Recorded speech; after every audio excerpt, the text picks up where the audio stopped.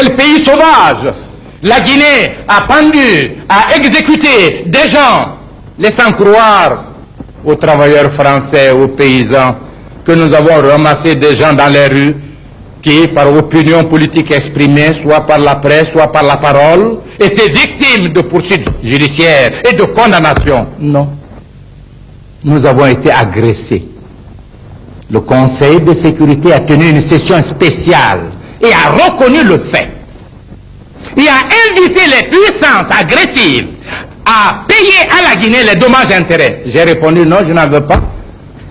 Si elles ont conscience d'avoir commis un crime, je les invite à libérer mes frères des colonies portugaises. Telle a été ma déclaration. L'Organisation de l'Unité africaine a tenu une session spéciale le 12 décembre 1970 à Lagos. Et l'unanimité des membres était cette fois-ci présente. Une résolution votée à l'unanimité flétrit cette agression, les auteurs de l'agression, prononce la solidarité avec la Guinée et invite la Guinée à appliquer les sanctions extrêmes à tous ceux qui sont à la base de cette agression. Invite tous les pays à remettre à la disposition de la Guinée ceux qui, ayant participé à l'agression, se trouveraient dans ces pays-là. Je connais l'histoire de France, on me l'a enseigné. Je l'ai vécu en partie.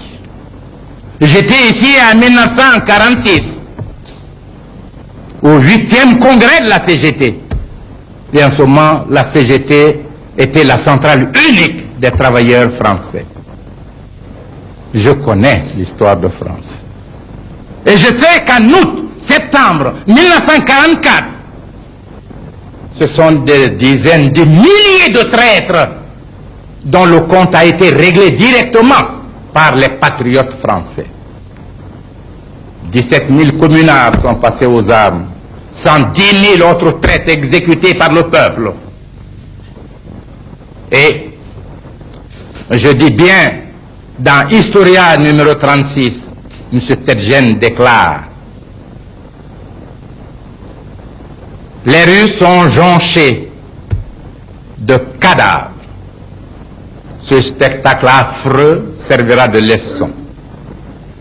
Donc la France était fière de sa victoire sur les envahisseurs étrangers et sur les traîtres français. Nous ne pouvons pas comprendre que la presse française traîne dans la boue le peuple de Guinée pour avoir châtié ceux qui l'ont agressé le 22 novembre 1970. Et la presse laissait croire à l'opinion que c'était des Français qui étaient victimes. Je déclare solennellement que l'information est fausse et indigne. Aucun n'est français. Ce sont des Guinéens, voire des Guinéens cadres de leur pays. Évidemment, qui avaient épousé des Françaises. Mais si aujourd'hui, des Françaises aient été épousées par des cadres soviétiques, des cadres américains ou allemands, pour que compte lui soit rendu, pourquoi ces soviétiques, ces américains, ces allemands ou ces anglais ont été condamnés par les juridictions de leur pays? Voyez-vous, la logique existe. J'ai beau être un pays petit, un pays économiquement pauvre, j'ai à moi la plénitude de la dignité de l'homme, de la dignité d'un peuple.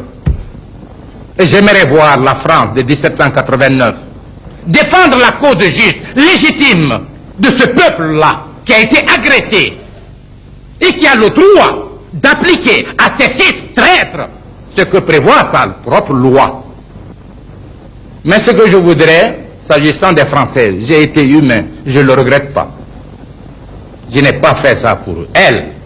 J'ai fait en tant qu'obligation de ma conscience. J'ai même fait une conférence pour exprimer au peuple de Guinée la douleur qui doit être celle de ces étrangères qui ont fait confiance à des Guinéens et qui aujourd'hui sont humiliés par la forfaiture commise par leurs maris au sein de leur propre peuple. Et comme les maris sont condamnés, ils n'ont plus de droits. Ils ont abandonné leurs droits en se mettant contre la liberté, la souveraineté de leur nation. J'ai dit donc, il faut reconnaître à ces épouses tous les droits. Parce que la législation guinéenne ne permettait pas à ces Françaises de revenir avec leurs enfants. Et les parents des traîtres guinéens avaient refusé le retour en France des enfants.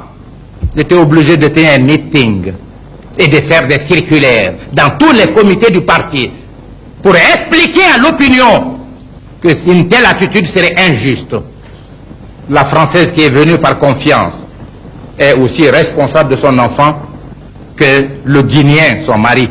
Et si le Guinéen a pu trahir sa nation, la Française doit avoir le droit, la plénitude de son droit, au moins, de s'occuper de l'éducation de son enfant ou de ses enfants.